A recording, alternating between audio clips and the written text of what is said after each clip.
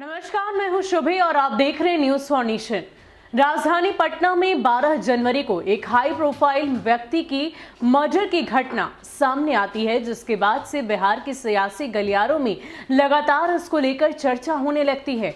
आपको बता दें कि पहले से ही खास करके नेता प्रतिपक्ष तेजस्वी यादव की बात की जाए तो वो लगातार बिहार में बढ़ते हुए अपराध के ग्राफ को लेकर अपनी आवाज बुलंद करती नजर आते थे। कई बार मुख्यमंत्री नीतीश कुमार पर सवाल दागते नजर आते थे कि आखिर इस आपराधिक घटनाओं पर लगाम क्यों नहीं लग रहा। ये तथाकथित जो सुशासन है, क्या यही सुशासन है जिसकी बिहार की जनता ने कल्पना की थी? इतना ही नहीं, वो मुख्यमंत्री नीतीश कुमार को अलग अलग तरह की संज्ञा भी देते थे, कभी महासंपादक के तौर पर तो कभी महाजंगल राज के मुखिया के तौर पर। लेकिन इन सब के बीच कल एसएसपी के द्वारा प्रेस कॉन्फ्रेंस किया गया। रुपेश हत्याकांड को लेकर कथित तौर पर कई सारी बातों से पर्दाफाश किया गया, लेकिन जैसा कि हम सभी को इस बात का अनुमान था कि कहीं ना कहीं विपक्ष इसको लेकर सवाल खड़े करेगा, और वैसा ही कुछ नेता प्रतिपक्ष तेजस्वी यादव की ओर से किया गया।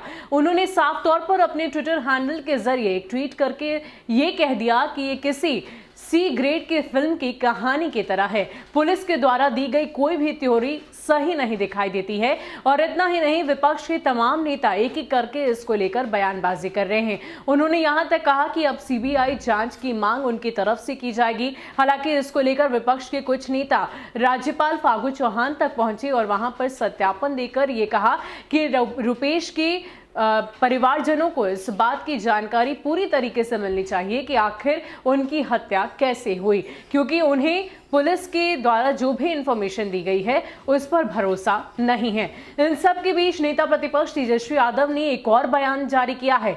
दरअसल उन्होंने कहा है कि जिस तरीके से पुलिस बिहार में इस तरह की थ्योरी बना रही है, ऐसे में तो साफ समझ में आता है कि जांच भी उनकी, दावे भी उनके, और सैकड़ों और अरबों रुपए जो तबादले के लिए खर्च किए जाते हैं वो भी उनके, और ये नीतीश कुमार की पुलिस ही है। कुछ समझ में आया या नहीं? इसके अलावा उन्होंने पुरानी एक घटना का जिक्र करते हुए ये कह दिया है कि जिस तरीके से उस घटना में लीपापोती की गई थी, ठीक वैसे ही रुपेश हत्याकांड में भी लीपापोती की जा रही है।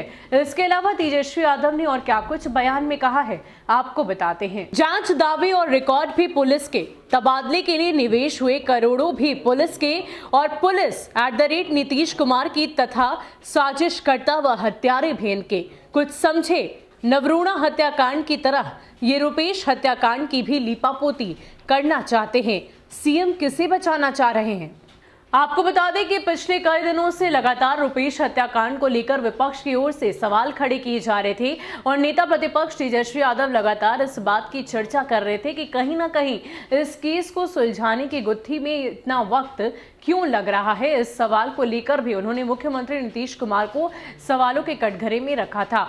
इतना ही नहीं, जब पुलिस के द्वारा पूरी गुत्थी को सुलझाया गया, थ्योरी समझाई गई, तो उनका कहना है कि ये किसी फिल्मी कहानी से कम नहीं। इतना ही नहीं, लगातार वो इस बात की भी चर्चा कर रहे हैं कि बिहार सरकार किसी बड़े व्यक्ति को बचाने की कोशिश कर रही है, और इसी लिहाज से इस तरह की मनगढ़ंत कहानियां बनाई जा रही है। हालांकि इस केस में पुलिस की तरफ से 4 आरोपी में से एक को गिरफ्तार कर लिया गया है। तमाम जो खुलासे हैं उनकी तरफ से कथित तौर पर कहा गया कि ये सारे दावे, ये सारी चीजें हमने पूरी तरीके से जांच करके ही सामने लाए हैं, लेकिन इन सब के बीच विपक्ष लगातार सवाल खड़े कर रहा है। फिलहाल के लिए इतना ही। ऐसे ही अपडेट्स के लिए आप हमारे साथ बने रहिए और देखते रहिए न्यूज फॉर नेशन। नमस्कार।